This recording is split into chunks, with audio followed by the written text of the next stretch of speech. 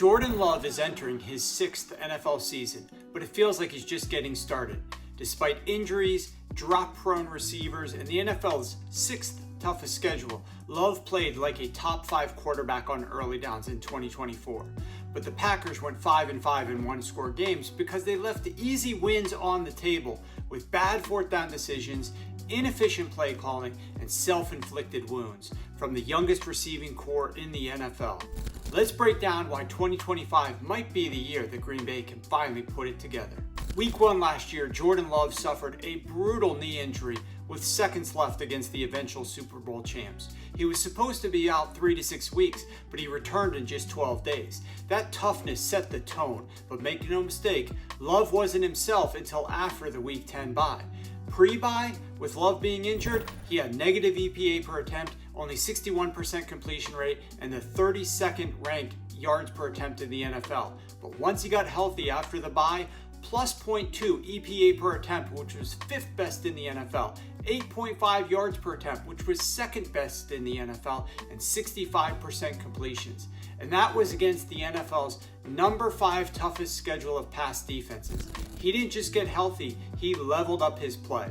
Now imagine this. Love would have looked even better if not for the league's worst receiver error rate. What does that mean? It means drops, missed toe taps, routes being cut short, and much more.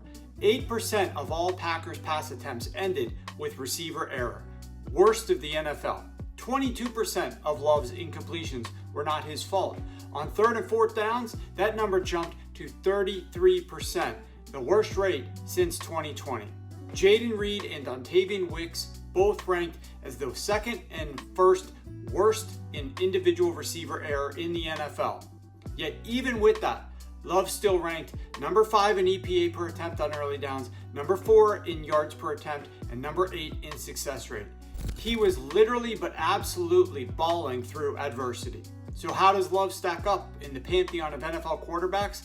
Well, let's isolate between career starts 19 and 33, because Love only made his 19th start week 1 of last season. Since 2000, among 86 qualifying quarterbacks, Love ranked number 12th in yards per attempt, number 8th in EPA on early downs, and number 7th in yards per attempt on early downs. The only quarterbacks that were ahead of him were Patrick Mahomes, Aaron Rodgers, Matthew Stafford, Tony Romo. That's not hype, that's production. Love is old by age, but young as a starter, and he is still getting better. Now here's where the Pack hold themselves back. They ranked 27th in 4th down aggressiveness, 30th in 4th and 1 conversion rate, and they used quarterback sneaks just 5 times in the last 3 years. Matt LaFleur's team lobbied to ban the tush push, but they can't even master the quarterback sneak. Here's the breakdown of 4th and 1s for the Packers the last 3 years. When they run the ball with their running backs, they're converting just 38% of 4th and 1s. When they drop back to pass the ball, they're converting just 50% of their passes. But quarterback sneaks are converting 80% of the time. It is simple. Stop being so cute with the play calling. Go for it on 4th down more.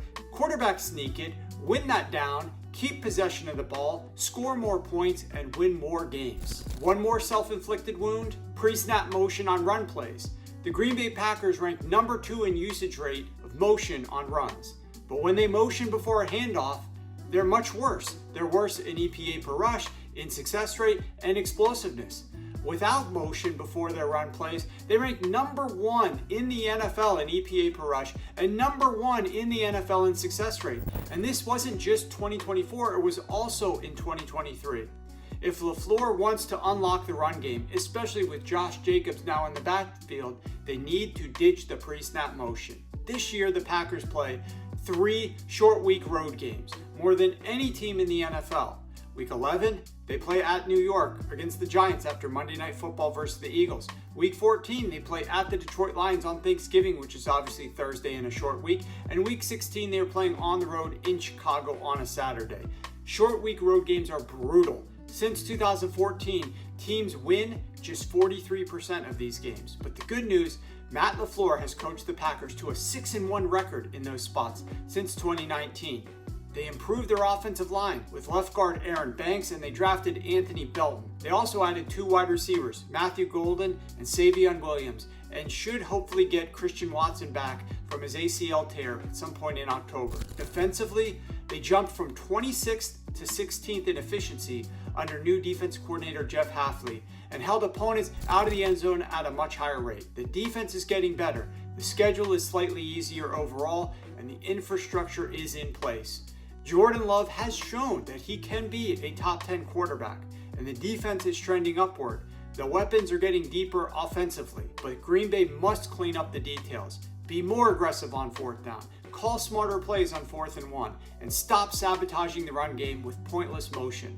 The talent is there, the opportunity is there, but the margin for error is still razor thin. In 2025, the Packers have everything they need to make a real playoff run, but they've got to get out of their own way in order to do it. Think you're ready for the NFL season? Not without this. 586 pages of straight up football intelligence and predictions for the 2025 season, featuring the sharpest analysis, betting edges, and fantasy insights in the game. Go to Sharp.Football and level up.